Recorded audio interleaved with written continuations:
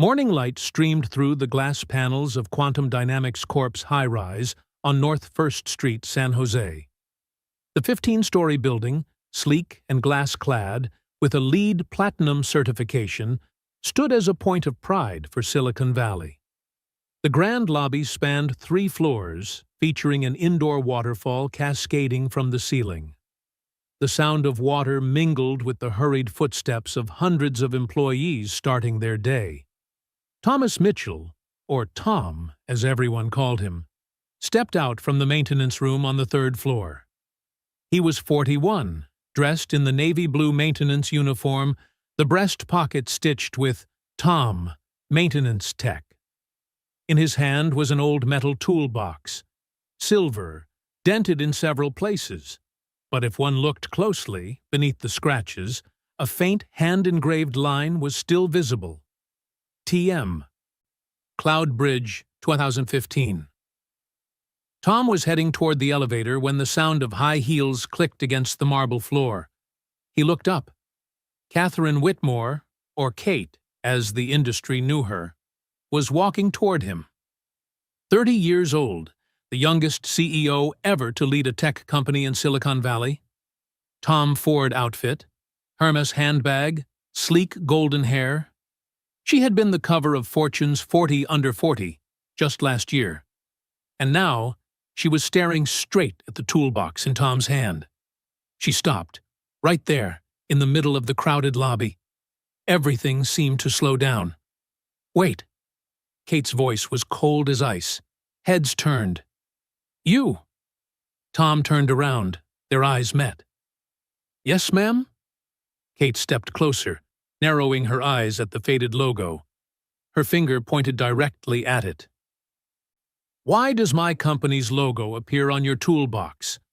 Her tone was sharp, accusatory, not a question, but a demand. The bustling lobby fell silent. People stopped walking. Phones came out.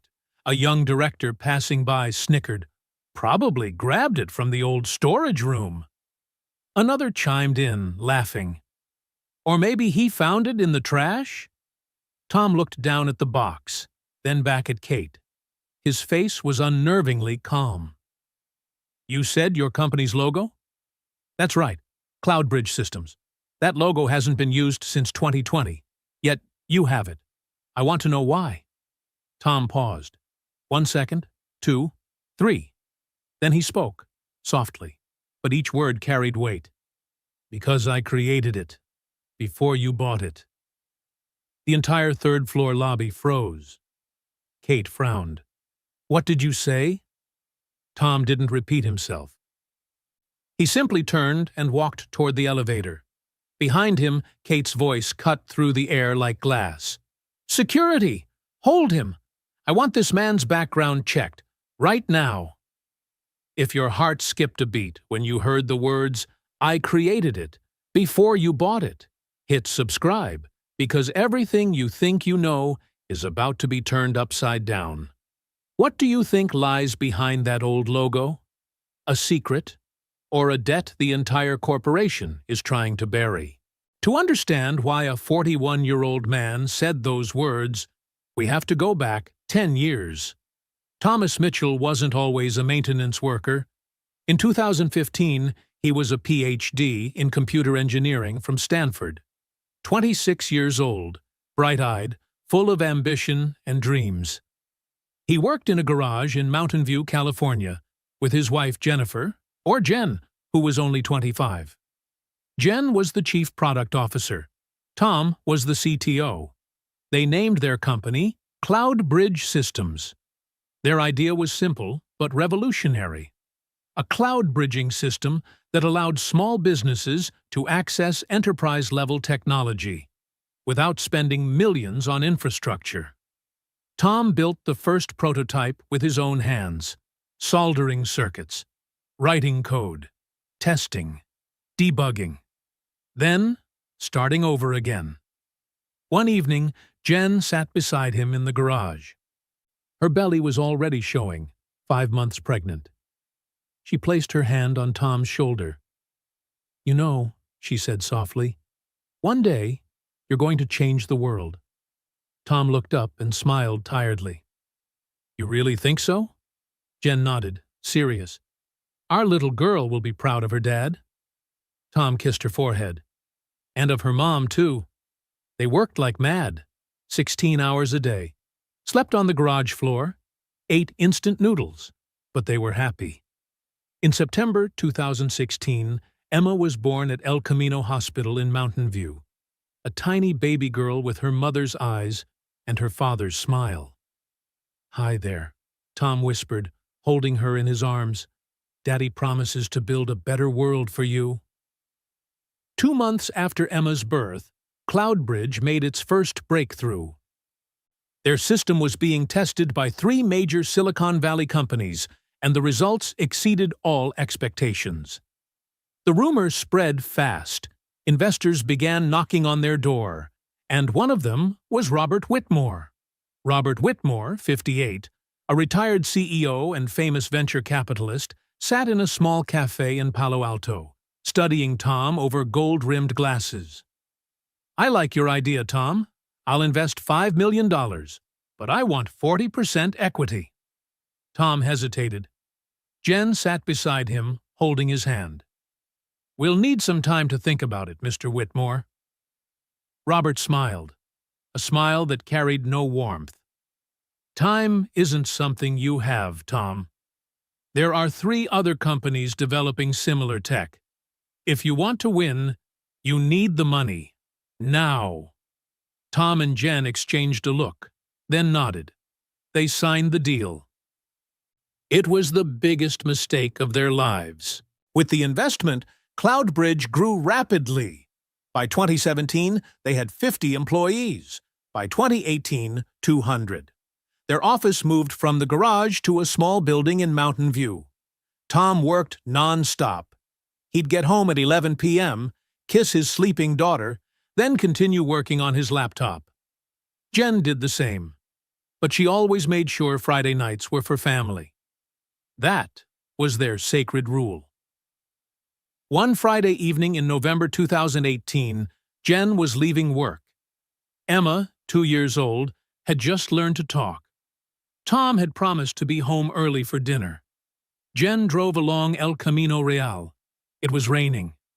At the intersection with San Antonio Road, green light. A speeding truck ran the red. The crash. Then, silence. Tom was in a meeting with his engineering team when his phone rang. Unknown number. Hello? Mr. Thomas Mitchell? This is the Mountain View Police Department. You need to come to El Camino Hospital immediately. Your wife has been in an accident.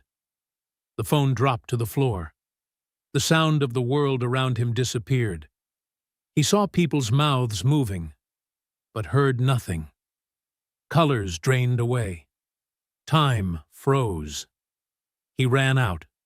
No coat. No words. Just ran. Hospital, long white hallway, the smell of antiseptic. A doctor walked out, face grave. Mr. Mitchell, I'm so sorry. No, no, no. Tom fell to his knees. No tears, no sound, just stillness, like a stone statue. Jennifer Sullivan Mitchell, 27 years old, died instantly, left behind. A 2-year-old girl sleeping at her grandmother's house, unaware that her mother would never come home. 2 weeks after the funeral, Tom sat in his Cloudbridge office. He couldn't sleep, couldn't eat. Just stared out the window, watching cars flow along El Camino Real. A knock. Robert Whitmore entered, followed by 2 lawyers. Tom, we need to talk. Tom didn't turn around, still staring out the window. Robert sat down. I'm sorry about Jen. She was an incredible woman. Tom said nothing. But the company can't stop. We have obligations. To investors. To our employees. Tom, you need to focus again. Tom turned to face him. His eyes were red, but dry. You want me to focus? While she... Robert lowered his head, speaking softly. I understand. But think about Emma. She needs you. You need financial stability. This company is her future. Tom looked down at the desk. All he could see was Emma sleeping. Her voice asking, "Where's Mommy, Daddy?" Tom swallowed hard. "I need time." Robert nodded. "I understand. Take a week off. Then we'll talk again." But 1 week wasn't enough. 2 weeks weren't enough. A month wasn't enough. Tom returned to work, but he wasn't the same. In important meetings, he stayed silent. For major decisions, he just nodded. One night, he came home at 10. Emma was sleeping at her grandmother's. She hadn't seen her father in a week. Tom looked at the photos on the wall. Their wedding day. Jen pregnant. Emma as a newborn. He fell to his knees, holding his head, crying, for the first time since the funeral. "Jen, you were right. I did change the world, but I lost you." March 2019. Robert Whitmore called Tom into his private office again. "Tom, we need to talk about the company's future." Tom nodded wearily. Robert opened a folder. "You're no longer focused on the job. The board is concerned. We think maybe it's time you take a break." Tom stared at him. "You're firing me?" "Not firing," Robert replied. "We'd like to buy out your shares, so you can focus on your family, on Emma."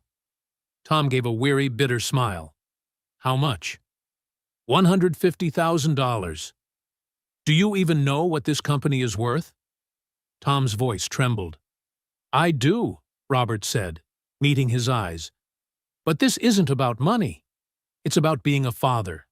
Emma needs you, all of you, not a father who works 16 hours a day." The words cut deep. Robert slid the papers across the table. "Sign this. Take the money. Go home. Take care of your daughter. It's what Jen would have wanted." Tom sat there, hands trembling. He thought of Emma at her grandmother's house, asking each night, "When's Daddy coming home?" He thought of Jen. She needs her father. Tom picked up the pen. Didn't read the documents, just signed. One signature, and everything he had ever built disappeared. 2 years passed. In 2020, Cloudbridge Systems was acquired by Quantum Dynamics Corp. Robert Whitmore became an advisor.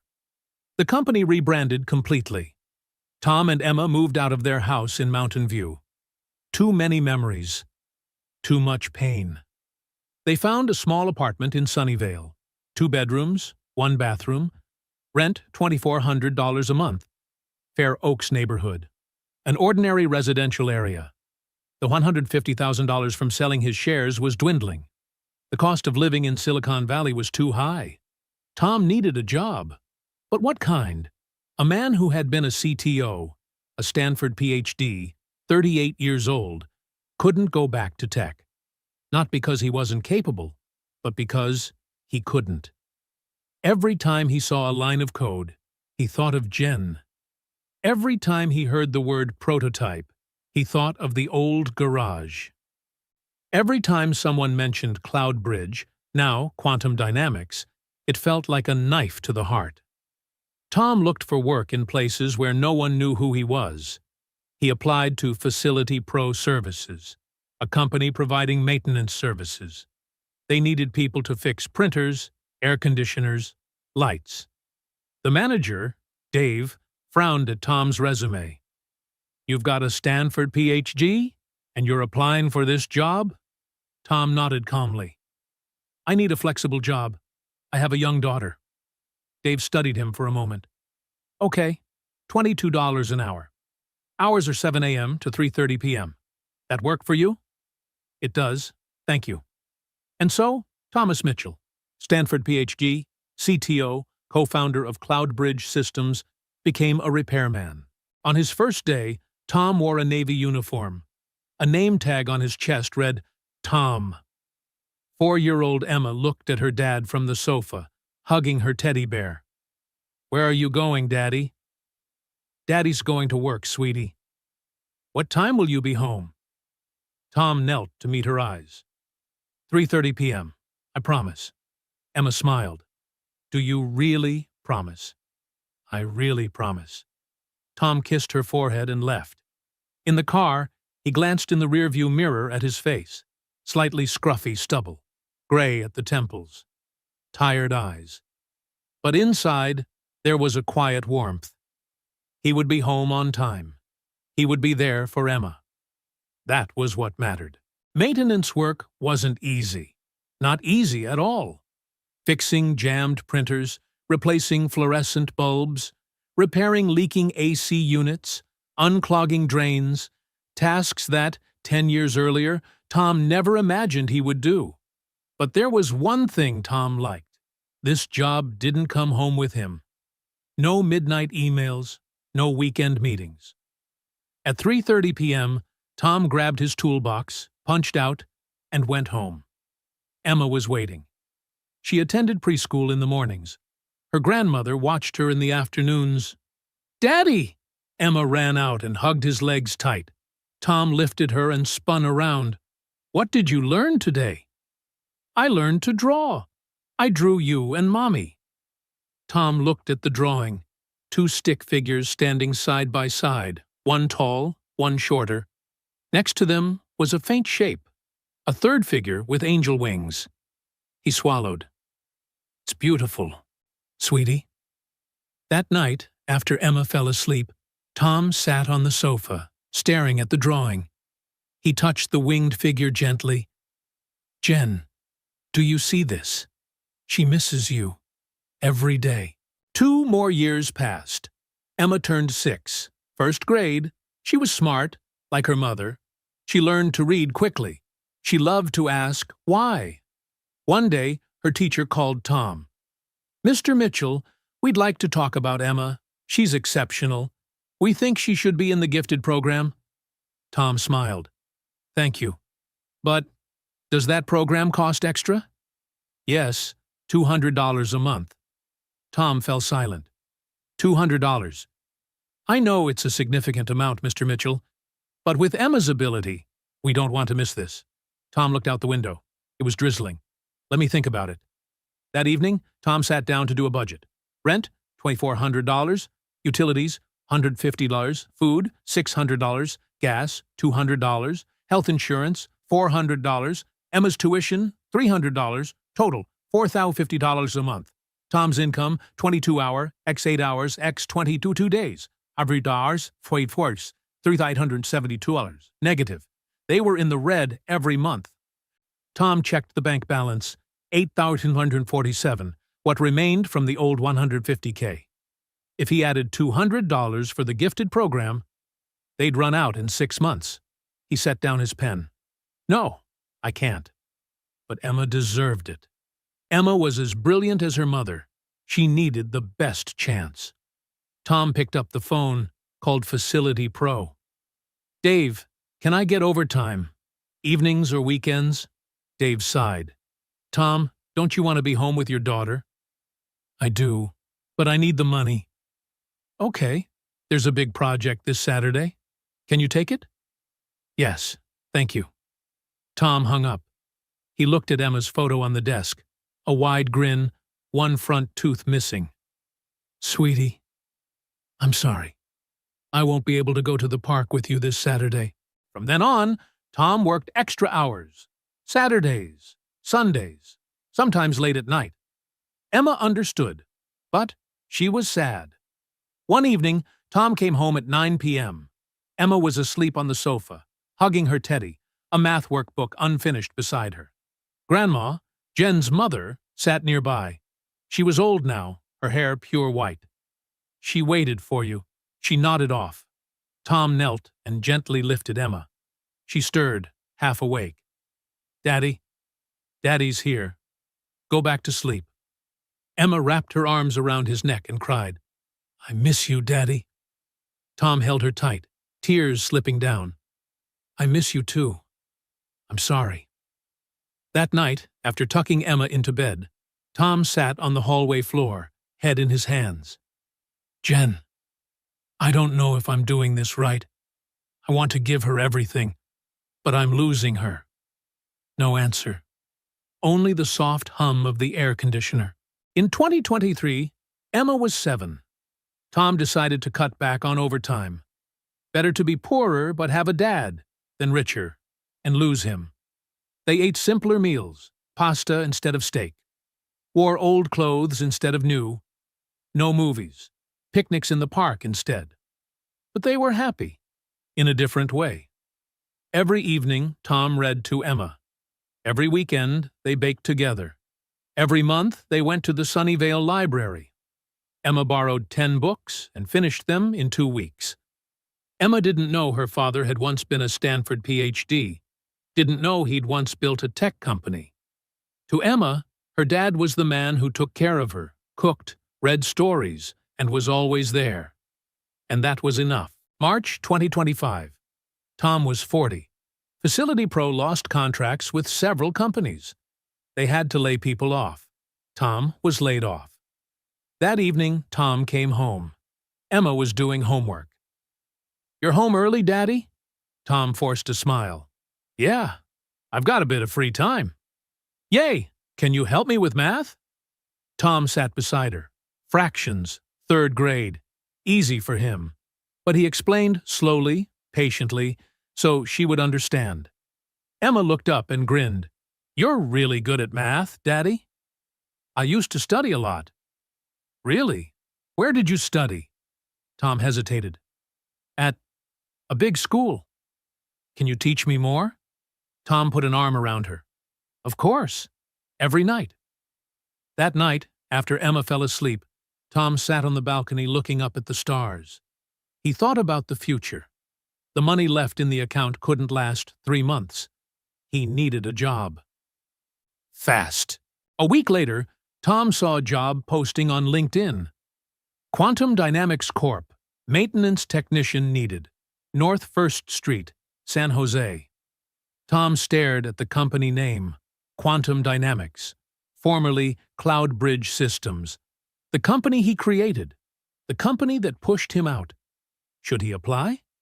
Part of him said, "No, don't." But another part said, "They pay 25-hour, higher than Facility Pro. Your daughter needs the money." Tom clicked Apply. A week later, he received an email from Patricia in HR. "Dear Mr. Mitchell, we would like to interview you for the maintenance technician position." Tom sat in a small office across from Gary, the facilities manager. "Do you have experience with electrical, plumbing, and machinery repairs?" "Yes, 3 years at Facility Pro." Gary looked at the resume. "Where did you study?" "Stanford." Gary looked up. "Stanford? In what field?" "Computer science." Gary chuckled. "PhD, huh? Then why this job?" Tom answered calmly. "I have a daughter. I need a stable job with fixed hours." Gary nodded. "Okay, I like your honesty. You're hired. Start next week." Tom shook his hand. "Thank you." As he walked out of the Quantum Dynamics building, Tom looked up. 15 floors of glass. A large logo. Quantum Dynamics Corp. Below it, faintly, a small line read, "Formerly Cloud Bridge Systems, Eastern 2015. Tom smiled. A sad smile. "I'm home, Jen. Back where we once built everything. But no one recognizes me." He turned away, stepped down the stairs, and headed toward his old car, a 2008 Honda Accord bought off Craigslist for $4,000. On his first day at Quantum Dynamics, Tom received his uniform, navy blue, with a name tag on the chest, Tom, Maintenance Tech. He was led to the basement, where the maintenance room was located, a small, dimly lit space heavy with the smell of grease and old metal. Gary, the manager, gestured around. "This is your workspace. Most of the time, you'll be moving around the building.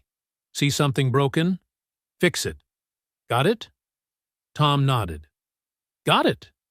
Gary pointed to an old rusted toolbox in the corner. "You can use that if you want. Belonged to someone before you." Tom glanced over. The metal box was corroded, its paint peeling off in flakes. He shook his head. "No need. I've got my own." Tom opened his backpack and pulled out his silver metal toolbox, dented, scratched, worn from years of use. On the lid, beneath a thin layer of dust, faintly engraved, TM, Cloudbridge, 2015. Gary gave it a brief look, frowned slightly, but said nothing. All right then, get started. For the first 3 months, Tom worked like a shadow. He arrived early, 7 a.m., before the office staff came in. He moved from floor to floor, checking printers, air conditioners, light fixtures, fixing whatever needed fixing. At 3:30 sharp, he clocked out and left. Never late, never lingering. No one paid him much attention. To the Quantum employees, he was just the printer guy. They walked past him, eyes glued to their phones, never bothering to meet his gaze. And Tom preferred it that way. He didn't want to be noticed, didn't want to be asked. He just wanted to work, earn his paycheck, and go home to Emma. Sometimes, while walking past the lab floors, he'd stop. Through the glass windows, he'd watch young engineers typing furiously, sketching algorithms, arguing over data with fiery eyes and caffeine-fueled passion. Tom stood there quietly, like a man watching a ghost of his former self. Once, a young engineer caught him looking. The boy frowned, walked over, and opened the door. "Do you need something, sir?" Tom stepped back slightly. No. Just checking the AC unit." "The AC's working fine." "Good. Then I'll be going." Tom turned and walked away. Behind him, the young engineer muttered to his teammates, "Weird old guy." The group laughed. Tom didn't hear, or pretended not to. By his 6th month at Quantum, Tom crossed paths with Dr. Michael Harrison. Mike was the current CTO, 48, Scottish, deep voice, salt and pepper beard. That day, Tom was fixing a printer on the 12th floor, the executive wing. Mike walked by and stopped. "Excuse me, will this take long?" Tom didn't look up. "5 minutes, sir." "Good. I need to print a report for the 2 o'clock meeting." Tom tightened the final screw, closed the lid. All set.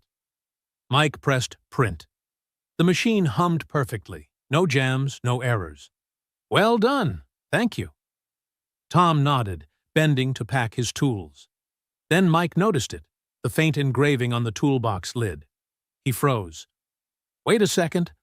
Tom stiffened. Mike leaned closer, reading aloud. "Cloudbridge Systems? Isn't that—" Tom stood quickly, cutting him off. "Just an old box, sir. Bought it off eBay." Mike looked straight into his eyes. 1 second, 2, then slowly nodded. "Right, eBay. Got it." But in that look, there was something else. Something that said he knew, but chose silence. "Thanks for fixing it," Mike said quietly. "No problem, sir." Tom bowed his head and walked down the corridor. Behind him, Mike stood still, the printed paper in his hand.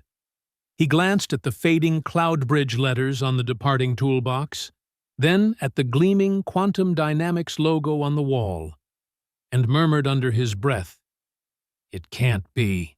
That night, Mike sat in his dimly lit office, golden light spilling across his desk. He opened his laptop and accessed the company's archived database. Typed, "Thomas Mitchell, Cloudbridge Systems." The screen loaded. An old record, dated 2015. Profile photo. A young man, 26, bright-eyed, smiling. Mike zoomed in, comparing it to the tired repairman he'd seen earlier that day. Older, worn down, but unmistakably the same person. "Thomas Mitchell," he whispered. "He's working here, as a maintenance tech." He scrolled down the file. Co-founder, CTO, forced out, 2019.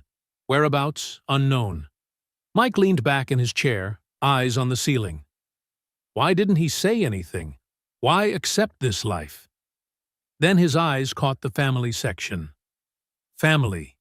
Emma Mitchell, born 2016. And he understood. He chose his daughter. Mike sat there for a long time, silent. Then murmured to himself, I won't say a word. He deserves his peace. But part of him couldn't shake the thought. Would the truth ever come out? And when it did, what would happen then? Tom stood still in the middle of the grand lobby, held by two security guards. One had a firm grip on his arm, the other held his toolbox. Kate Whitmore, arms crossed, eyes sharp as steel, glared at him. Open the box! The guard lifted the lid. Inside, wrenches, screwdrivers, pliers, a small soldering iron. Nothing special, nothing of value.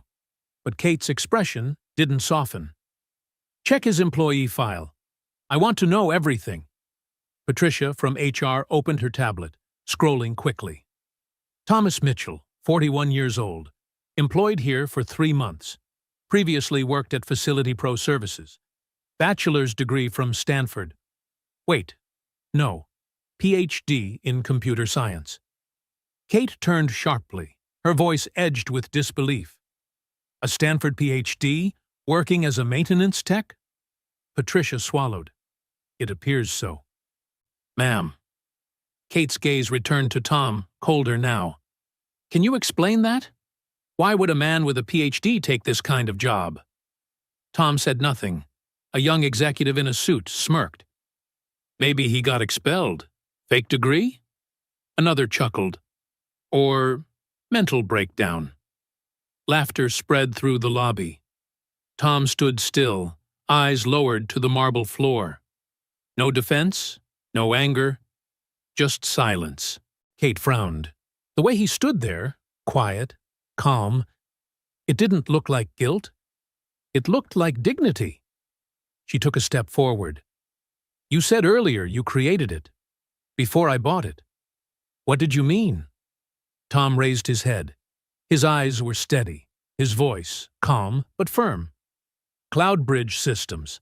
I co-founded it in 2015. The entire lobby fell silent. Kate frowned, almost laughing from disbelief. You're lying. No? The co-founder of Cloudbridge disappeared in 2019. No one knew where he went. Tom gave a small, weary smile, the kind that comes from an old scar. He didn't disappear. He just changed jobs. Then a voice echoed from behind, deep, warm, with a hint of Scottish tone. He's telling the truth. All heads turned. Dr. Michael Harrison stepped out of the elevator, his white lab coat still dusted with ink stains, glasses perched on his head. He walked straight toward Tom and stopped in front of him. Tom, he said softly, I know who you are. Tom didn't reply. He simply lowered his head slightly. There was a shimmer in his eyes. Kate looked between them, stunned. Mike, what are you talking about? Mike turned to her, voice firm. Mrs. Whitmore, this man isn't a thief.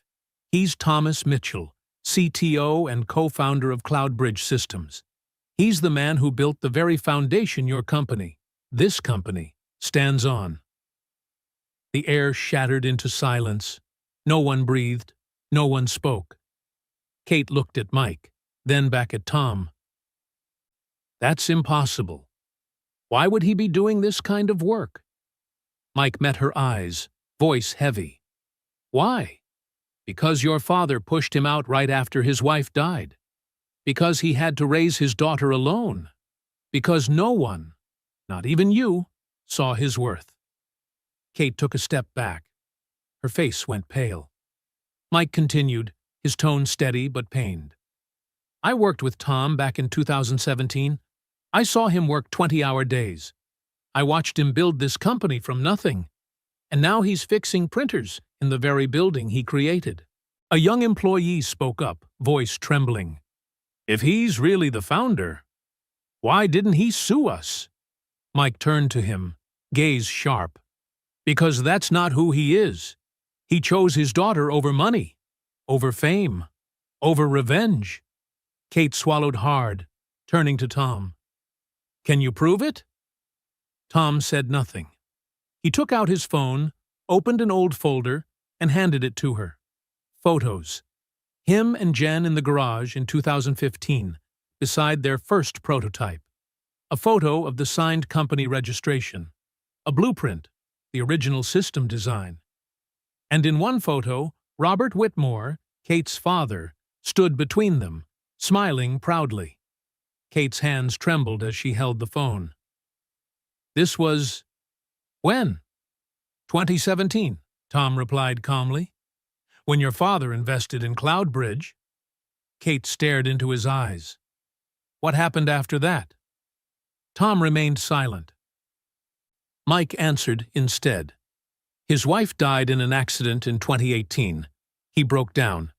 And your father took advantage of it. Forced him to sell his shares for next to nothing. Kate stood frozen. My father? Did that? Mike nodded gravely. Maybe he thought it was a sound business move. But for Tom, it was the end of everything. Kate's eyes drifted down to the toolbox, the faint Cloudbridge Systems logo, the hand-carved inscription, TM 2015. She knelt down, gently touching the letters. You kept this all this time? Tom nodded. It reminds me that I once built something that mattered, and that I chose something even more important. What's that? Kate whispered, her voice trembling. Tom smiled softly. My daughter. Kate closed her eyes. A single tear fell onto the silver lid, rolling over the faded engraving. No one spoke. Only the sound of water from the lobby's indoor waterfall.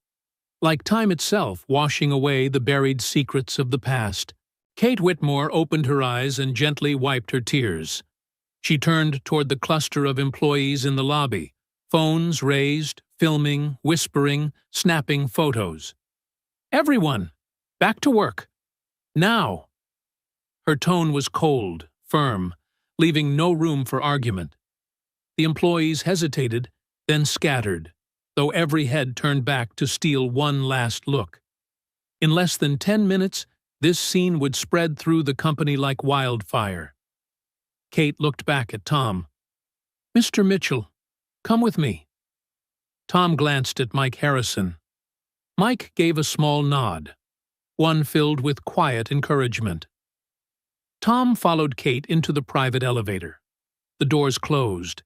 Silence pressed thickly between them as the car ascended to the 15th floor, the executive suite. Kate's office was vast and immaculate. Glass walls revealed the sweeping skyline of San Jose. Midday light poured across a walnut desk and a gleaming Herman Miller chair. Everything screamed of wealth, order, and perfection. Tom barely noticed. His eyes drifted to the window, toward Mountain View, where he had once lived with Jen. Kate sat down, gesturing to the chair opposite. Please, sit. Tom sat, his back straight, hands resting calmly on his knees. The room was so quiet he could hear the faint ticking of the clock. Kate studied him for a long moment.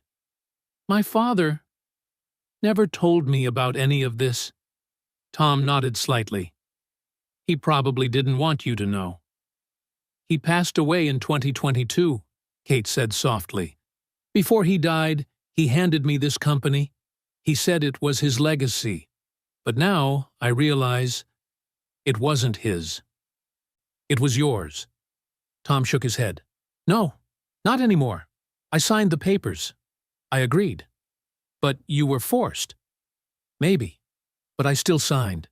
Kate rose, walking to the window, her voice almost breaking. Why? Why did you accept it? You could have fought. You could have sued. Tom looked up at her. Do you have children, Mrs. Whitmore? She turned, surprised. No. Then you wouldn't understand.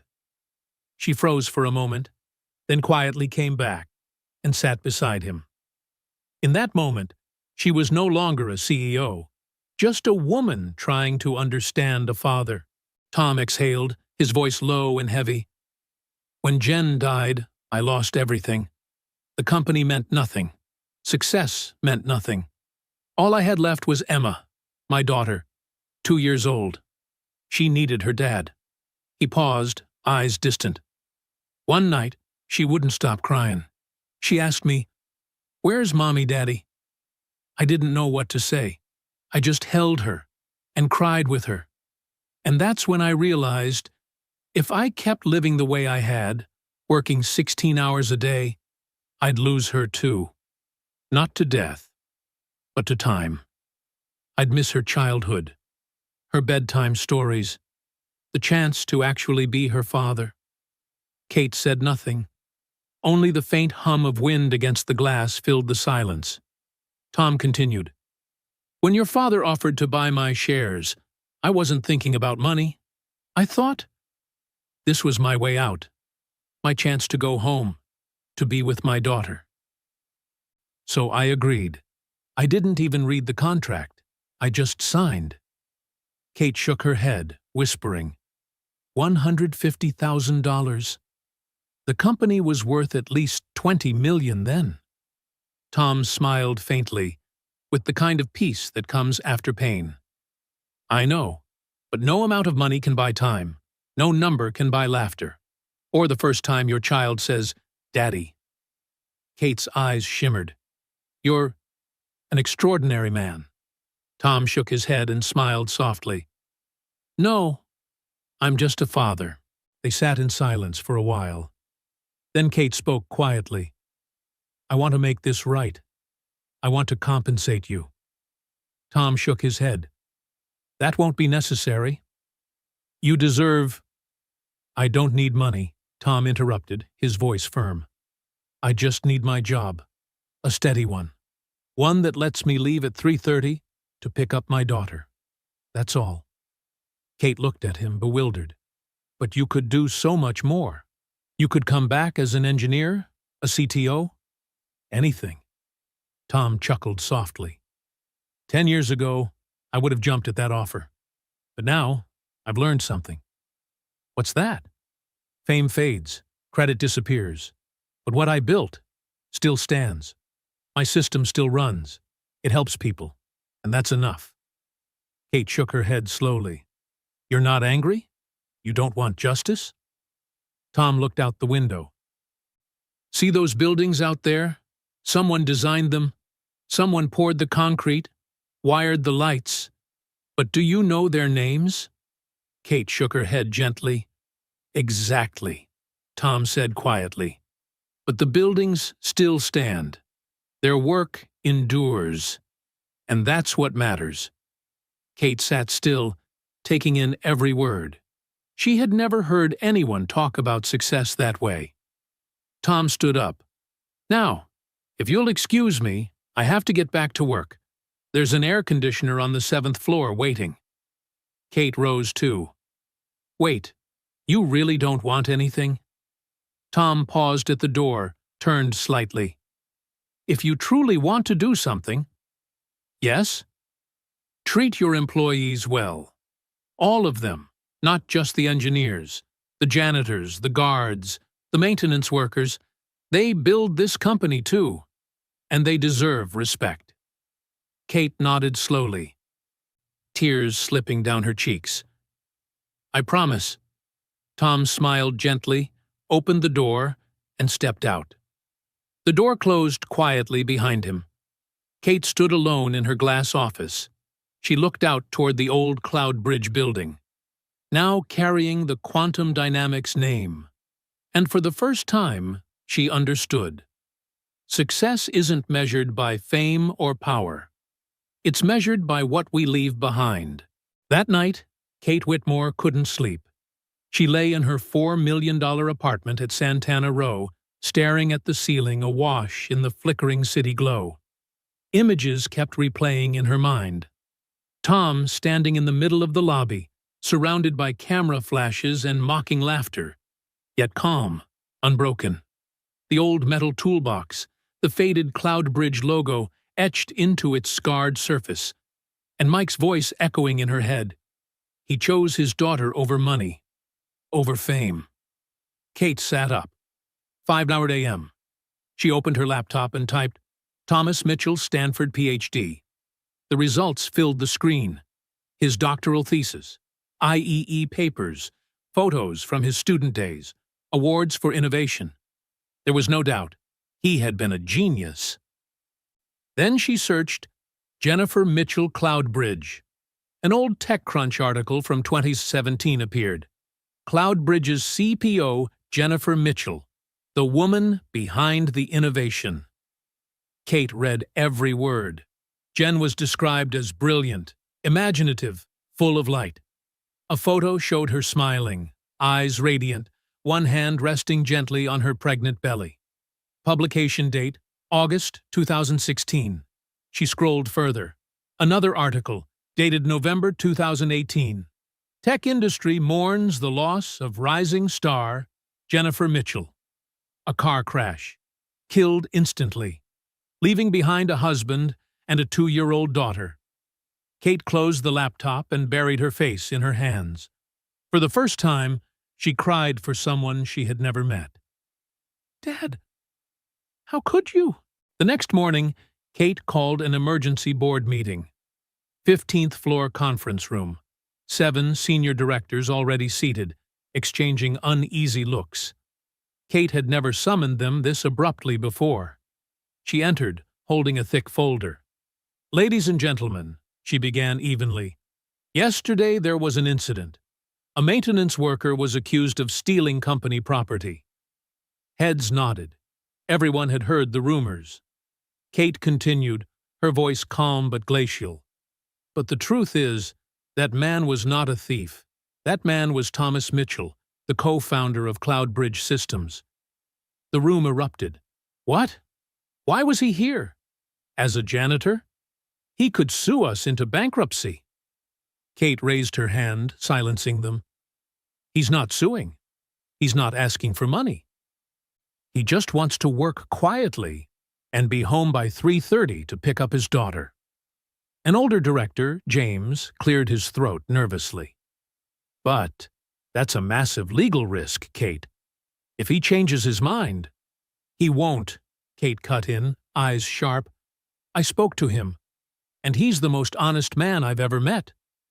A woman across the table, Susan, asked softly, So, what are you planning to do?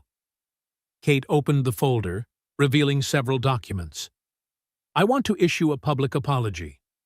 I want to hold an all-hands meeting so everyone knows who Thomas Mitchell really is. And I want to establish the Jennifer Mitchell Scholarship Fund for the children of every employee, regardless of their position. The room fell into absolute silence. James finally spoke, hesitant. Kate, that could hurt the company's reputation. People will say we deceived them. Kate met his gaze. We did deceive them. My father deceived them. And now it's time to make it right. Susan whispered, But Thomas doesn't want attention. He asked for peace. Kate nodded. I know, but he deserves respect, whether he asks for it or not.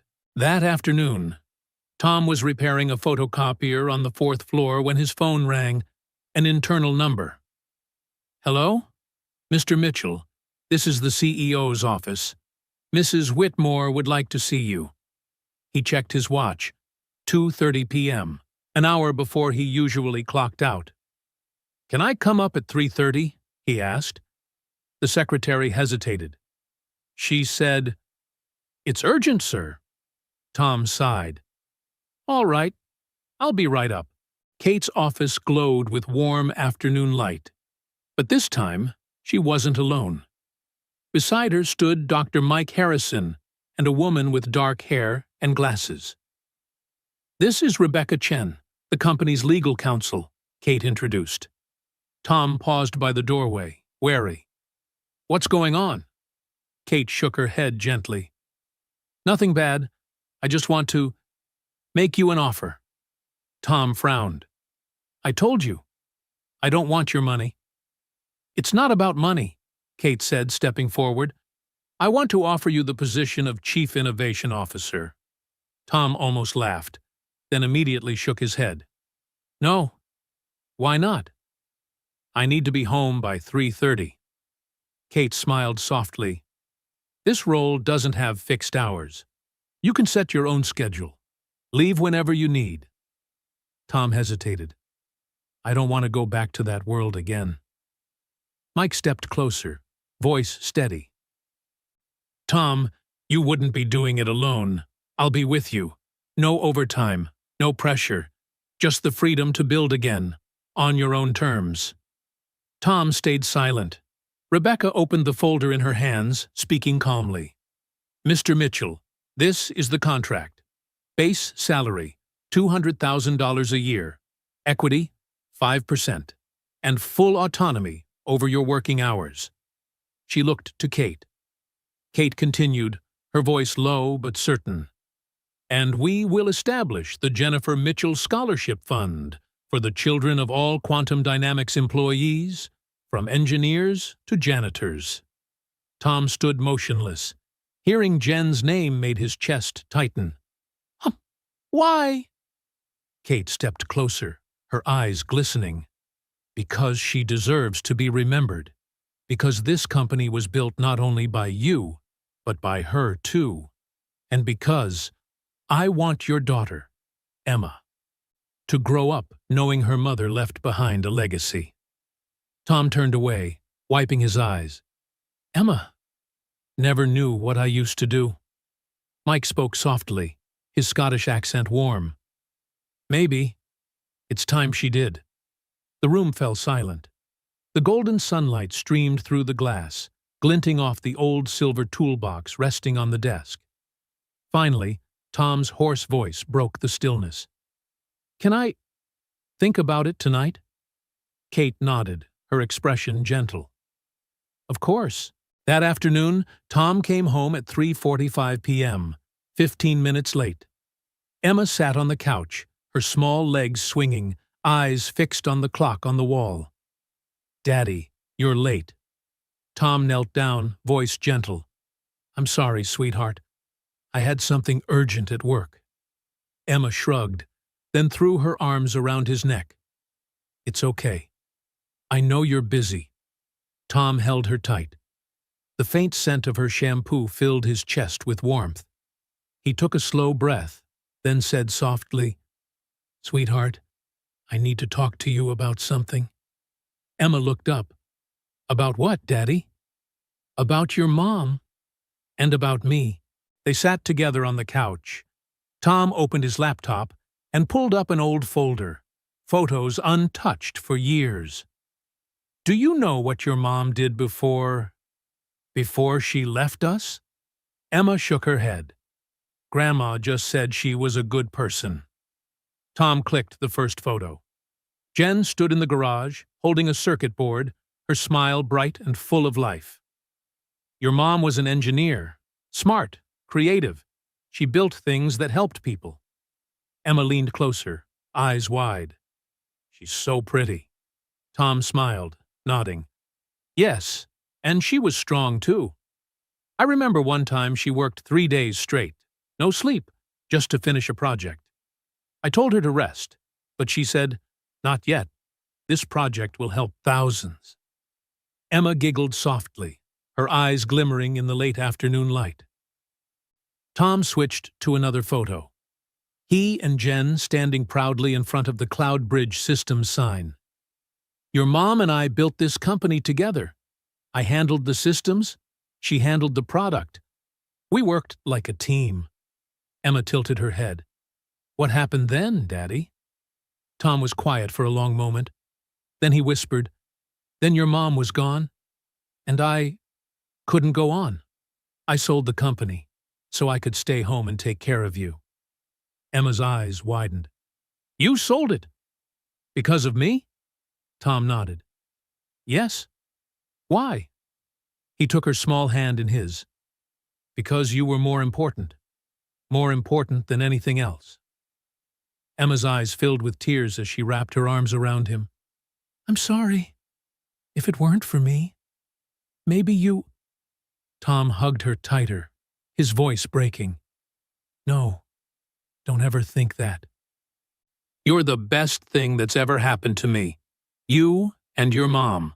The two best things in my life. They stayed like that for a long time, silent except for the ticking of the clock and the hum of distant traffic outside. After a while, Emma asked softly, "Where do you work now, Daddy?" Tom hesitated. "At the company your mom and I built." Emma's eyes widened again. "Really?" He nodded. "But it's not mine anymore, and I only fix things now. Printers, lights, air conditioners." Emma thought for a moment, then said quietly, "I don't care what you do, Daddy. I just want you to come home on time and be with me." Tom's throat tightened. "So do I, sweetheart. So do I." After a pause, he asked gently, "If Daddy had a chance to do another job, but could still come home on time, would that be okay with you?" Emma tilted her head. "What kind of job?" "I was offered a position as an engineer again, but I don't know if I should take it." Emma frowned, thinking hard, then asked, "Do you like doing that?" Tom smiled faintly. "I used to love it." "Then do it, Daddy, as long as you still come home to me." Tom laughed softly through his tears. "You sure about that?" Emma nodded firmly. "I want you to be happy, and I think Mommy would want that too." Tom hugged her close once more. "Thank you, Emma." Night fell. When Emma was fast asleep, Tom sat on the balcony, staring at the stars scattered across the San Jose sky. The air was cool and still. He whispered, "Jen, what should I do?" And then, like a voice from memory, her words returned to him. "Don't ever stop building. But don't forget to live." Tom smiled softly. He picked up his phone and began typing an email to Kate Whitmore. "Mrs. Whitmore, I accept. But on one condition. The new lab must be called the Mitchell Innovation Lab, not just to remember me, but to remember Jennifer too. And I want my daughter Emma to be free to visit anytime she wants. I want her to see her mother's legacy. Tom." He pressed send. Then he looked up again, just as a shooting star streaked across the night sky. And in that moment, he knew. Jen was still watching. 3 days later, Kate Whitmore called for an all-company meeting. But this was no ordinary meeting. It was a special event. The grand lobby of Quantum Dynamics gleamed with light. Over 800 employees from every department gathered. Rows of chairs were lined up. A massive LED screen dominated the stage. The air buzzed with curiosity. "What's going on?" "I heard it's about that maintenance guy." At exactly 10 a.m., Kate walked onto the stage. She wore a black suit, her expression composed, her eyes resolute. "Good morning," she began. "Today, I'm not here to talk about profits or quarterly goals. Today, I want to tell you a story."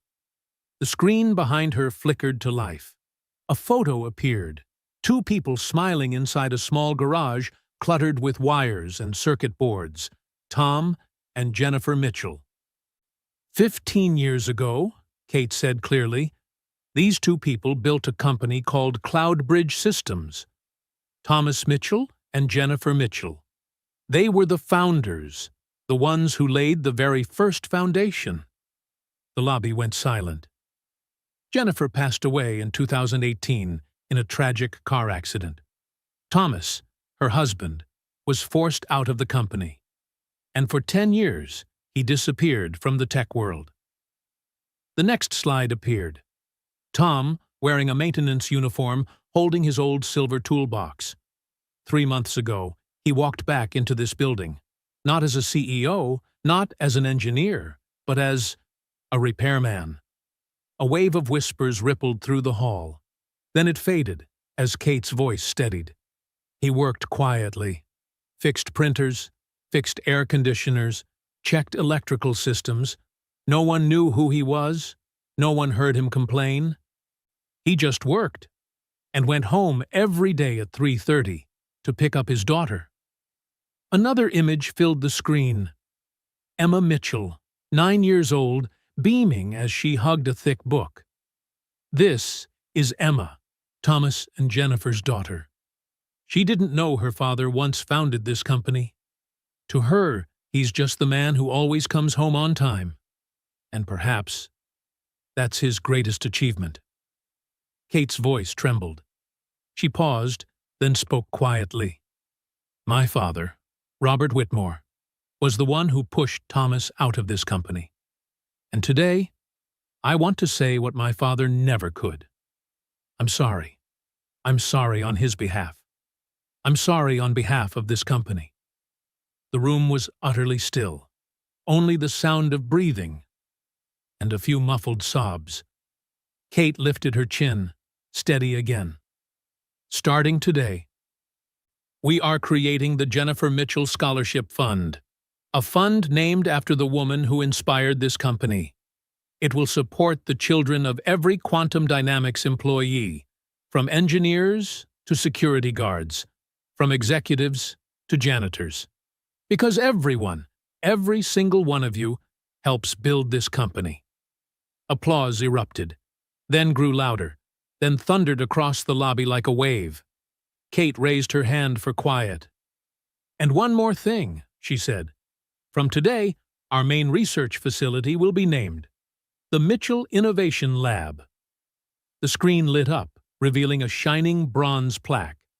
Mitchell Innovation Lab, in memory of Thomas and Jennifer Mitchell, founders of Cloud Bridge Systems, 2015. They built the foundation. We build the future. Applause roared through the hall.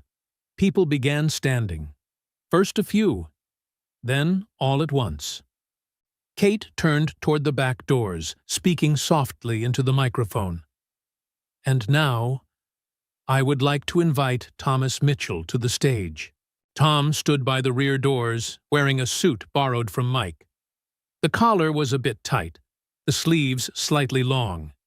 He looked both nervous and endearing. Beside him, Emma, in a pale yellow dress, held her father's hand tightly. Daddy, I'm scared, she whispered. Tom knelt down, smiling gently. So am I. But we'll do it together, okay? Emma nodded. They stepped out. Spotlights flooded them. 800 pairs of eyes turned toward the man they once passed in the hall without a glance. Applause filled the air, soft at first, then growing until it thundered across the entire atrium. Tom led Emma to the stage. He looked out over the crowd, faces he recognized from every corridor, people who once chuckled when they saw him pushing a cart of tools. Now they stood, not out of pity, but out of respect. Kate walked forward and extended her hand. Thank you for being here, Thomas. Tom nodded, shaking her hand firmly. Thank you for doing what's right. Kate crouched to Emma's level, her voice soft and warm. You must be Emma, right? Emma nodded shyly. Do you know how incredible your mother was? Emma's small voice trembled. Daddy told me. Kate smiled, eyes glistening. Your mom is part of this company's soul, and from today on, everyone will know that. The screen behind them changed once more. A radiant photo of Jennifer Mitchell, her eyes full of light, her smile alive with purpose. Emma stared up and whispered, She's so beautiful. Kate pulled her into a gentle hug.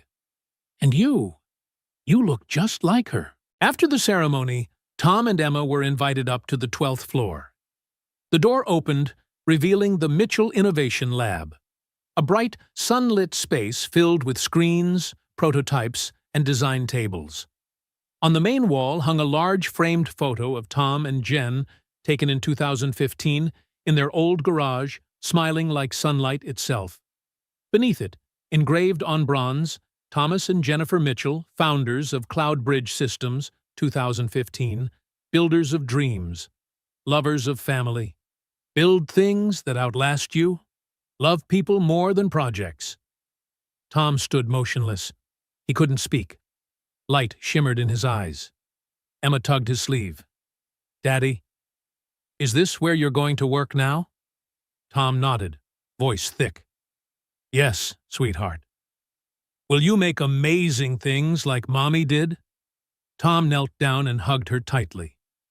I'll try. But the most amazing thing of all is that I'll still come home on time. Emma giggled, pressing her cheek to his shoulder. Promise? Tom nodded, whispering, I promise. Golden light poured through the glass, wrapping around father and daughter, beneath the words carved on the wall. Build things that outlast you. And in that moment, Tom knew Jen had never truly left. She was still there, in every breath, every project, and in the heart of the man who never stopped building. 6 years later, Mitchell Innovation Lab, late afternoon. The last rays of sunlight streamed through the wide glass windows. Emma Mitchell, now 15, walked in after school. She wore her high school uniform, her hair tied in a ponytail, a backpack over her shoulder. Dad! Tom looked up from his desk. At 47, his hair had turned noticeably gray, but his eyes were still bright and gentle, just like always. You're home early, he smiled. Emma grinned, sitting down beside him. School ended early today. I wanted to come here to do my homework. Tom chuckled. All right, but don't distract me while I'm working, okay? Yes, sir. Emma opened her MacBook, the one he'd given her for her birthday last year, and began typing. Tom watched her for a moment, smiling softly, then turned back to his sketches and design boards. 30 minutes later, Kate Whitmore entered. Now 36, she carried herself with calm authority, yet still had that spark of the woman who once rebuilt an empire. Tom, got a minute? I'd like to review the new prototype. Tom stood up. Of course. Emma, stay here and finish your homework, okay? I'll be right back. Okay, Dad. She stayed focused on her screen as Tom and Kate stepped into the conference room. On the table sat a sleek device, its steel surface gleaming. A high-speed internet system designed for remote rural schools. Kate examined it, impressed. Has it been tested yet? Tom nodded. Yes. The first 5 schools ran trials. The results were far beyond expectations. Kids in the mountains can now study online, just like those in the city. Kate smiled warmly. Jennifer would be proud. Tom looked out the window. I hope so. Kate hesitated, then asked quietly, Do you still think about her? Tom nodded, his voice low but peaceful. Every day, but I don't run from it anymore. I carry it with me, as part of my life. Kate nodded, silent for a moment. Tom continued, a gentle light in his eyes. You know, Emma's planning to apply to Stanford next year. Kate's eyes lit up. Really? What major? Computer science, same as Jen and me. Kate leaned against the table, smiling. She'll be brilliant, Tom. Tom chuckled softly. I think so too. But there's one thing I keep reminding her. Whatever she does, she shouldn't forget to live. And to cherish family. Kate's voice softened. You don't have to tell her that. You've already taught her, by the way you live. When Tom returned to the lab, Emma had closed her laptop and was staring at the large framed photo on the wall.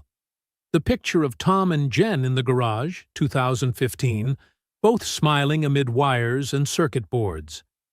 Dad? Tom walked over. What is it, sweetheart? I want to ask about Mom. Go ahead. Was she happy when she worked here?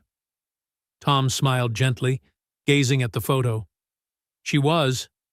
She loved creating things that made people's lives better. Emma was quiet for a while, then said softly, I want to be like her. Tom rested a hand on her shoulder, his tone warm. You already are. Smart, kind, and always thinking of others. Emma leaned her head on his shoulder. Do you ever regret leaving the company back then? Tom paused, reflecting. When it happened, I thought I'd lost everything. I lost your mom. I lost the company. I lost my dreams. But now, I realize I didn't lose anything. I still have you. I still have her memory. And I got the chance to start over. That's enough. Emma looked up, eyes shining. You're the best dad in the world. Tom smiled through tears.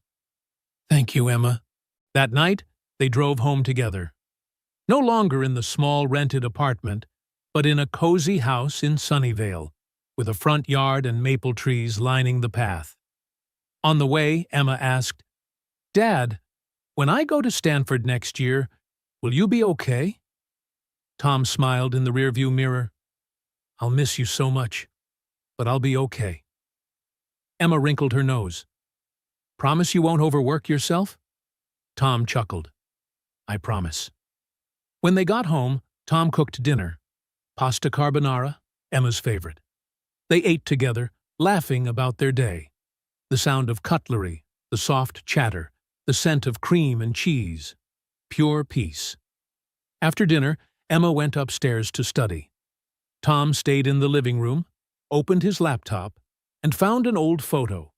Jen, pregnant, standing in the garage, pointing proudly at their first prototype. He brushed his fingers across the screen.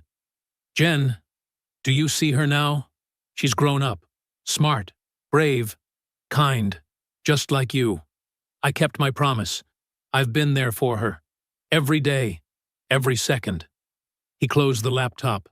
Outside, the night sky glittered, 1,000 tiny lights, like the dreams they once shared. Tom smiled, whispering, I used to think success meant people knowing my name. But now I know. Success is when my daughter knows I'm always there for her. When something I've built helps someone, somewhere. I don't need a plaque. I don't need credit. I just need to know. What I built mattered. And that was the journey of Thomas Mitchell. From a man who lost everything to one who finally understood the worth of what he still had. He didn't need fame. He didn't need a title. What he left behind was love, memory, and a daughter who knew her father had lived right. If this story touched your heart, if you've ever lost, stood back up, and chosen love over ambition, leave me a comment. What moment made you realize what truly matters in life? I read every comment as if it were a handwritten letter. And if you want to keep hearing stories of faith, family, and people who fell, but never gave up, don't forget. Subscribe so you don't miss the next story. Like if you still believe kindness exists. Share this video with someone who needs the reminder. Fame fades, but love stays forever.